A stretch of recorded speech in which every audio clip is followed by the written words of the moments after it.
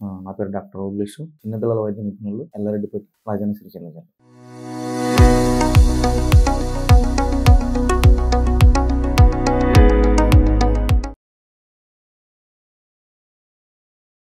కొంతమంది పిల్లల్లో చెవి నొప్పి, చెవి నుండి చీము గాని, నీరు గాని రావడం జరుగుతుంది. దాంతోపాటు జ్వరము వస్తుంది.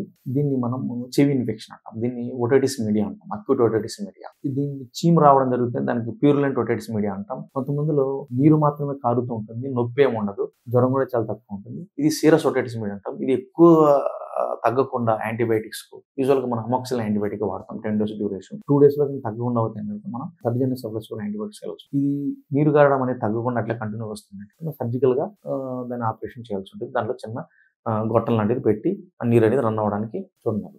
ఇంకా ఈ శ్వాస సంబంధించిన అప్పర్ రెస్పిరేటరీ ట్రాక్ట్ సంబంధించిన సమస్యలను మనం ఎలా ఎదుర్కోవచ్చు, రాకుండా ఏమేమి చేయొచ్చు అంటే, ఒకటి, పుట్టిన బిడ్డకు తల్లిపాలు మాత్రం 6 నెలల వరకు తల్లిపాలు మాత్రం ఇవ్వాలి. దాన్ని తల్లిపాలతో పాటు అనుబంధ పోషకాహారాన్ని 2 సంవత్సరాల వరకు ఇస్తూ చేయవలసి ఉంటుంది. నెక్స్ట్ వ్యాక్సినేషన్, వయసును బట్టి వ్యాక్సిన్స్ అన్నిటి కంపల్సరీగా తీసుకోవాల్సి ఉంటుంది. నెక్స్ట్ హ్యాండ్ హైజీన్, చేతులు కడుక్కునేటువంటి అలవాటును పిల్లలందరికీ నేర్పించాల్సి ఉంటుంది. దీని ద్వారా ఈ యొక్క అప్పర్ రెస్పిరేటరీ ఇల్నెస్ను చాలా వరకు మనం నిరోధించవచ్చు. ఇంకోటి, పోషకాహారం అనేది ఇవ్వాలి. సమపాలిత పోషకాహారం ఇవ్వాలి. Thank you.